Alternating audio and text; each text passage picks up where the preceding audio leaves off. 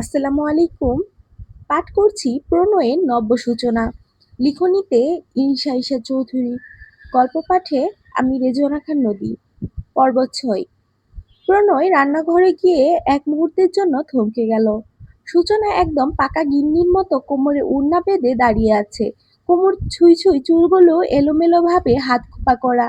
দুহাতে চিকন গড়নের সোনার চুড়ি আর সামান্য নড়াচড়াতেই টুংটাং শব্দ উঠছে। সূচনা একটা আলু হাতে নিয়ে মনোযোগ দিয়ে চাকু চালাচ্ছিল। ঠিক তখনই আর চোখে প্রণয়কে দেখতে পেয়ে থমকে গেল। প্রণয় ধীরে পায়ে ওর দিকে এগিয়ে এসে দৃষ্টি স্থির রেখেই জিজ্ঞেস করলো, কি করছো তুমি এখানে? সূচনা হাতে থাকা আলু দেখিয়ে ঠোঁট উল্টে বলল, এই যে রান্না রান্না করছি। প্রণয় এক ভ্রু উঁচু করে বলল, তুমি যে রান্না করতে এসেছো, তুমি কি রান্না করতে পারো? সূচনা নাক টেনে ছোট মুখ করে বলল, কি করব? আপনার কাছে থাকলে তো সারাক্ষণ পড়তে বসান। এখানে এসেছি আর এরা আমাকে রান্নাঘরে পাঠিয়ে দিয়েছে। প্রণয় হালকা অবাক হয়ে বলল, আমি তো এটাই বুঝতে পারছি না, তোমাকে সবাই মিলে রান্নাঘরে কেন পাঠিয়েছে? সূচনার কপালে লেপ্টে থাকা চুলগুলো হাত দিয়ে কানের পেছনে গুজতে গুজতে বলল, আসলে কারো দোষ নেই, আমি নিজের ইচ্ছাতে এসেছি। প্রণয় এবার একটু ঝুঁকে ওর মুখের দিকে তাকিয়ে বলল, তাহলে তোমার মুখ দেখে আমার কেন মনে হচ্ছে তুমি ভয় পাচ্ছ? আর বাড়ির লোকদের তুমি কি বলেছো যে ওরা তোমাকে রান্নাঘরে পাঠিয়ে দিয়েছে? সূচনা নিজের গালে হাত রেখে নিষ্পাপ মুখে বলল, আসলে আমি ভয় পাচ্ছি। আগে আমার প্রশ্নের উত্তর দাও। সূচনা এবার ইতস্তত করে বলল, আসলে আপনার মায়ের সাথে যখন প্রথম দেখা হয়েছিল তখন আমি একা একাই বলেছিলাম যে আমি অনেক রকম খাবার বানাতে পারি। প্রণয় বলল, আচ্ছা তারপর? সূচনা এবার বলল, তারপর বলেছিলাম আমি অনেক দেশের রান্নাও করতে পারি। এ কথাটা শুক্তি তুলতেই আপনার ভাইয়া বলে, এত দেশের রান্না করতে পারো যখন, আগে বাঙালি খাবার রান্না করে দেখাও। এরপর আপনার মা বলল আমি অসুস্থ, তাই রান্না করতে পারবো না। আর তারপর ওই শুক্তি কথাটা বলেই সূচনা মুখ ফুলিয়ে ফেলল। প্রণয় বলল, শুক্তি আবার কি করেছে? সূচনা বলল, ও বলেছে ও সবার জন্য রান্না করবে, তাই ওকে দেখানোর জন্য আমি বলে ফেলেছি আমি রান্না করব। শেষ কথাটা বলতেই সূচনার মুখটা ছোট হয়ে গেল। অন্যদিকে প্রণয় বিস্ময়ের চোখে ওর দিকে তাকিয়ে আছে। এই মেয়েটা না বুঝে কি না কি বলে ফেলেছে, এখন পড়েছে মহাবিপদে। প্রণয় অবশেষে বলল, তুমি আমার মাকে কেন মিথ্যে বলেছো যে তুমি এত কিছু রান্না করতে পারো? সূচনা এবার তড়িঘড়ি করে বলে বসলো, আসলে আমি আপনার মাকে ইমপ্রেস করতে চেয়েছিলাম, এজন্যই বলেছি, কিন্তু এখন আমি কি করব? আমি তো কখনো এইসব রান্না করিনি। প্রণয় দীর্ঘশ্বাস ফেলে সূচনার এক হাত ধরে বলল, চলো আমার সাথে, বাকিটা আমি সামলে নেব। কিন্তু সূচনা দ্রুত মাথা নেড়ে বলল, না না না, আমি যদি এখন চলে যাই আর সবাই জানতে পারে আমি রান্না করতে পারি না, তাহলে আমার মান সম্মান সব শেষ হয়ে যাবে। প্রণয় ঠোঁট চেপে হাসলো, আচ্ছা তাই? একদম তাই। আপনার কাছে ফোন আছে? ফোনটা বের করুন, ইউটিউব দেখে দেখে রান্না করে ফেলবো। প্রণয় হতাশ চোখে ওর দিকে তাকিয়ে রইল। সূচনা এবার বলল, আশ্চর্য, ফোনটা দিন। অবশেষে আর কিছু না বলে প্রণয় নিজের ফোনটা এগিয়ে দিল। সূচনা দ্রুত ফোনটা নিয়ে ইউটিউবে ঢুকে আলুর পরোটার রেসিপি লিখে সার্চ করলো। অতঃপর একটা ভিডিও চলে আসে। আত্মবিশ্বাসী ভঙ্গিতে বলল, এবার দেখুন আমি কিভাবে রান্না করে ফেলি। প্রণয় দাঁড়িয়ে দাঁড়িয়ে সূচনার সব কর্মকাণ্ড দেখছিল। সূচনা বেশ মনোযোগ দিয়ে আলুগুলো কেটে সিদ্ধ করতে বসিয়ে দিল। এরপর একটা বড় বাটিতে ময়দা নিয়ে পানি মিশিয়ে ডো বানাতে শুরু করলো। কিন্তু কিছুক্ষণ পরেই বোঝা গেল ময়দাটা একটু বেশি শক্ত হয়ে গেছে। প্রণয় পাশে দাঁড়িয়ে বলল, আরেকটু পানি দাও, তাহলে ডোটা নরম হয়ে যাবে। সূচনা এবার বাধ্য মেয়ের মতোই আরেকটু পানি ঢেলে আবার মাখতে শুরু করলো। ময়দা মাখতে মাখতেই বলল, আচ্ছা আপনি এখানে দাঁড়িয়ে কি করছেন? এখানে আপনার কি কাজ? প্রণয় কপালে এক হাত ঠেকিয়ে বলল, না, আমি দেখতে চাই তুমি কিভাবে রান্না করো। সূচনা আত্মবিশ্বাসী ভঙ্গিতে বলল, আমি তো দেখে শুনেই রান্না করছি। মানে, রান্নাটা ঠিকই হবে, এত ভয় পাওয়ার কিছু নেই। প্রণয় নিচু স্বরে বলল, তুমি রান্না করছো, এটাই সব থেকে বড় ভয়ের ব্যাপার। সূচনা চোখ বড় বড় করে তাকালো। কি বললেন? তারপর সাথে সাথে একটা পেঁয়াজ আর কাঁচামরিচ এগিয়ে দিয়ে বলল, যখন এখানে থাকবেন তখন এত কথা না বলে এগুলো কেটে দিন। যদিও সূচনা কথাটা মজা করেই বলেছিল, কিন্তু প্রণয় সত্যি চাকু হাতে নিয়ে পেঁয়াজ, কাঁচামরিচ আর ধনেপাতা খচাখচ করে কেটে ফেলল। এত দ্রুত ও নিখুঁতভাবে কাটতে দেখে সূচনা একদম হাঁ হয়ে গেল। আচ্ছা, আপনি এত দ্রুত এগুলো কাটলেন কিভাবে? প্রণয় নির্বাক ভঙ্গিতে বলল, কম কথা বলো, আমি তোমাকে সাহায্য করছি, তাড়াতাড়ি রান্না শেষ করা যাক। সূচনা আর কথা বাড়ালো না, আবার কাজে মন দিল। কিন্তু আসল বিপত্তি ঘটলো পরোটা বেলতে গিয়ে। রুটিটা গোল হওয়ার বদলে কখনো বাংলাদেশের মানচিত্র, কখনো আফ্রিকার মানচিত্রের মতো আকার নিচ্ছে। সূচনা মুখ মুহূর্তেই ছোট হয়ে গেল। হতাশার চোখে প্রণয়ের দিকে তাকিয়ে বলল, এগুলো গোল হচ্ছে না কেন? এমন মানচিত্র হয়ে যাচ্ছে কেন? ভিডিওতে তো কত সুন্দর গোল হচ্ছে। প্রণয় ঠোঁট চেপে হাসি আটকিয়ে বলল, সমস্যা নেই, চেষ্টা করতে করতে একসময় মানচিত্র থেকে গোল হয়ে যাবে। সূচনা বিরক্ত মুখে বলল, কিন্তু এখন তো চেষ্টা করার সময় নেই।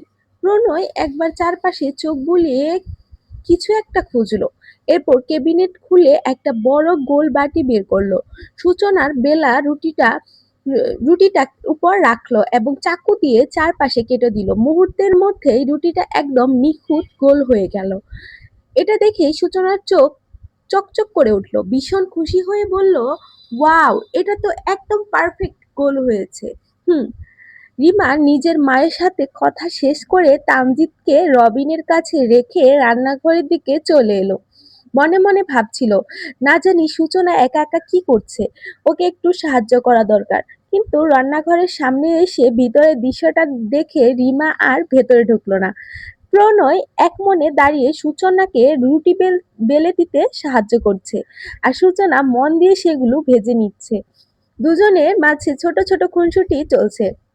দৃশ্যটা এত সুন্দর লাগছিল যে রিমার অজান্তে ঠোঁটে হাসি ফুটে উঠল। ওদের আর বিরক্ত না করে রিমা চুপচাপ ফিরে গেল।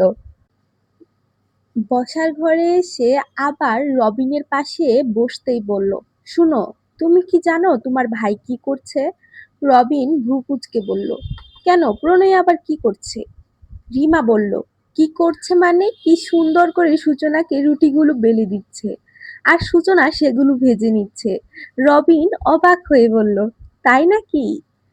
রিমা সাথে সাথেই চোখ রাঙিয়ে বলল, তুমি শুধু তাই নাকি তাই নাকি করেই যাও। জীবনে কোনোদিন আমাকে রান্না করতে হেল্প করেছো?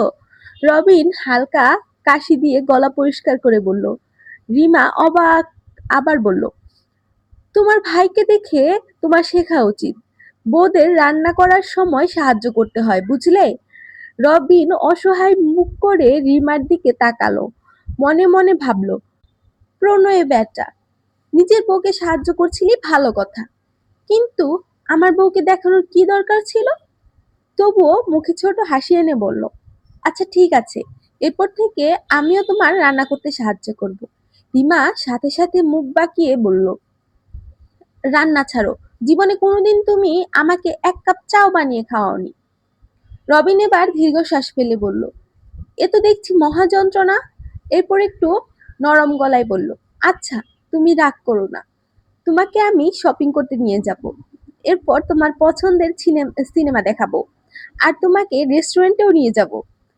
রিমার চোখ দুটো মুহূর্তেই চকচক হয়ে উঠল। সত্যি? পরে আবার ভুলে যাবেন না তো? রবিন মুচকি হেসে বলল, একদমই না, ভুলবো কেন? সুপ্তি ওদের কথোপকথন শুনেই ধীরে ধীরে রান্নাঘরের দিকে এগিয়ে গেল। কিন্তু ভেতরে ঢুকতেই সামনে দেখা দৃশ্যটা যেন মুহূর্তেই তার বুকের ভেতরটা জ্বালিয়ে দিল। প্রণয় আর সূচনা পাশাপাশি দাঁড়িয়ে আছে। প্রণয় সূচনাকে সাহায্য করছে। সুপ্তির চোখ হঠাৎই স্থির হয়ে গেল সেই দৃশ্যে। সম্পর্কে সে প্রণয়ের খালাতো বোন। পড়াশোনার জন্য ঢাকায় এসে উঠেছিল মির্জা বাড়িতে। এখন ইউনিভার্সিটির থার্ড ইয়ারের ছাত্রী। ছোটবেলায় বাড়ির সবাই মজা করে একদিন বলেছিল, সুপ্তির সাথে প্রণয়ের বিয়ে দিলে কেমন হয়। সেটা তখন নিছকই হাসির কথা ছিল, কিন্তু বড় হতে হতে সেই মজার কথাটাই কখন যেন সুপ্তির মনে অন্যরকম অনুভূতি তৈরি করে ফেলেছে। মির্জা বাড়িতে আসার পর থেকে অজান্তেই সে প্রণয়কে ভালোবেসে ফেলেছি। তবে সেই অনুভূতির কথা কোনোদিন মুখ ফুটে বলা হয়নি।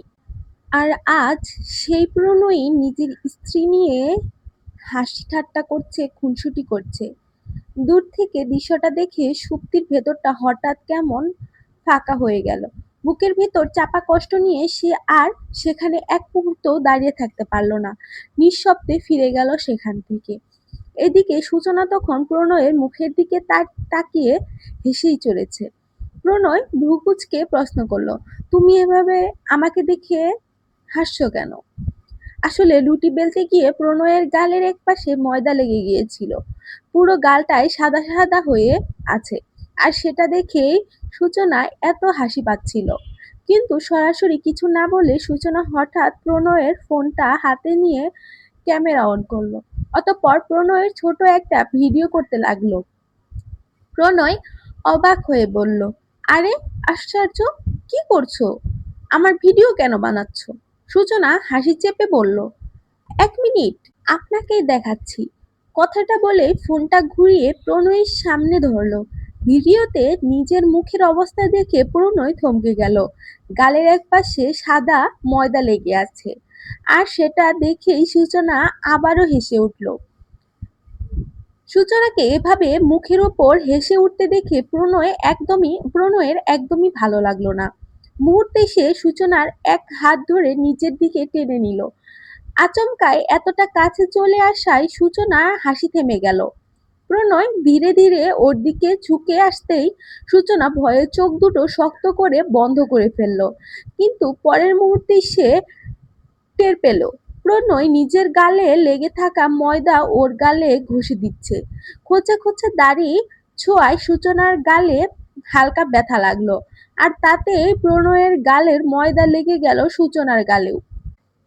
কাজ শেষ করে প্রণয় ধীর ভঙ্গিতে সরে দাঁড়াতেই সূচনা অবাক হয়ে নিজের গালে হাত দিল।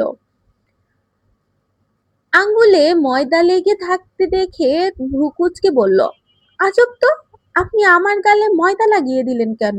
প্রণয় মুচকি হেসে সূচনার নাকে আলতো টোকা দিয়ে বলল, কারণ আমার গালে ময়দা তোমার জন্যই লেগেছে, তাই তোমার গালেও লাগিয়ে দিলাম।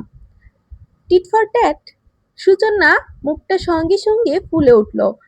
এটা তো আপনারই দোষ।